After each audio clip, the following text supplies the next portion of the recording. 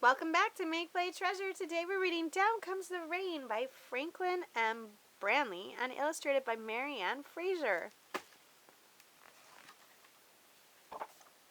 Rain comes from clouds. It comes from big clouds and little clouds. It comes from black clouds, white clouds, and gray clouds. All clouds, big ones and little ones, gray ones and white ones, are made of billions of tiny drops of water. The drops are called droplets because they are so small. If this is the size of a drop of water, a droplet would be just a tiny speck, even smaller than this one. Water droplets come from water vapor. Water vapor is a gas. There's always water vapor in the air, but you can't see it, can't smell it, and you can't feel it. Water vapor is made from water when water evaporates. That means the water changes from a liquid to a gas. In the morning, put a teaspoon of water in a saucer. By that night, it may have evaporated into the air.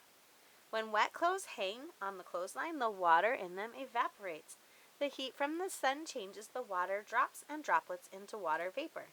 Just like the heat from the stove changes water in the kettle to water vapor. If you heat it long enough, all the water boils away. The water vapor goes into the air. Most of the water vapor in the air comes from lakes, rivers, and oceans. It comes from the leaves of plants and from the wet ground. Heat from the sun causes the water to evaporate. The water changes from a liquid to a gas, and the water vapor goes into the air. When you breathe out, you put water vapor into the air. Usually you cannot see the water vapor, but it is there. Sometimes if it's cold, you can see your breath. That's because the water vapor condenses. It changes from a gas to a little cloud. When cows, horses, dogs, and cats breathe out, they put water droplets into the air too. On a cold day, the water vapor changes to droplets and makes little clouds you can see. You can make water vapor change to water.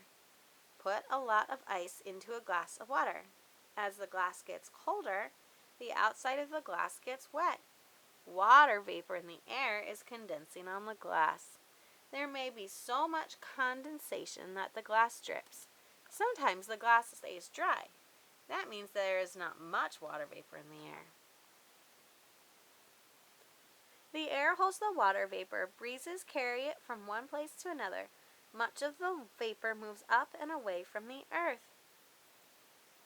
Rising water vapor. Water vapor condensing to form droplets.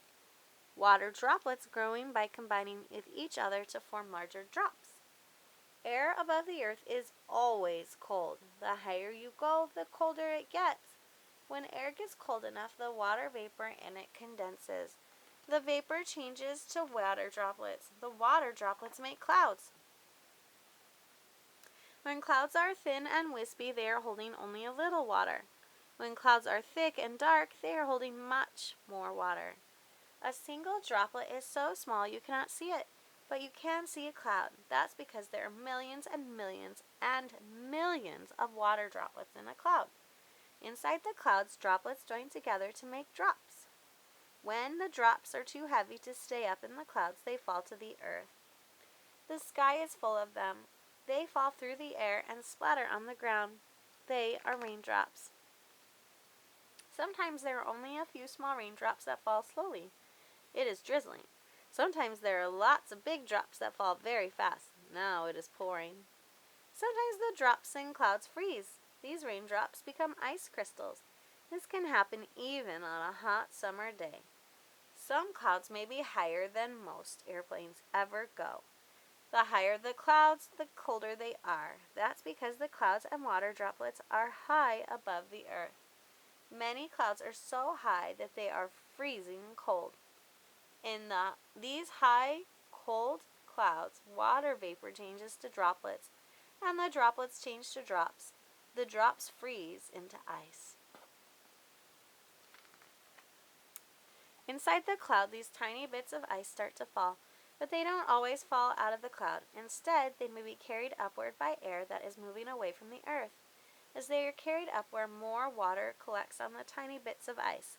When that water freezes, the crystals of ice have another layer on them. The ice crystals are now heavier, so once more They fall toward the earth, but air moving away from the earth may carry the ice crystals upward again. Higher and higher they go, and another layer of ice freezes onto them. The ice crystals get heavier and heavier. They get so heavy that the air can no longer carry them upward. So the ice crystals fall to the earth. It is raining ice. The ice crystals grow larger and fall to the earth as hailstones. They may be the size of your fingernail, or they may be as big as golf balls, or even bigger. In 1970, hailstones as big as softballs fell on Kansas. Fields of corn were flattened by the hailstones. Hailstones are not stones. They're pieces of ice, so when it hails, go inside so you're not hit on the head. When it stops hailing, go outside and pick up a hailstone, break it in two, and you will see the layers of ice. Water in the clouds can make hail. Water in the clouds make rain too. When it stops raining or hailing, the sun comes out. Once more, water evaporates.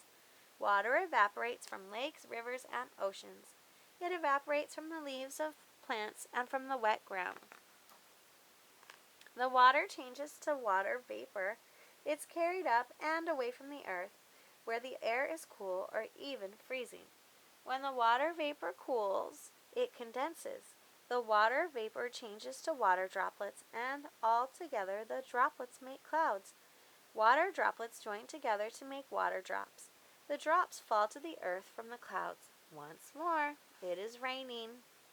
The end. I hope you liked learning about this rain cycle, and remember to like and subscribe so you can keep up with our reading events and activities. Catch you next time on Make Play Treasure. Bye!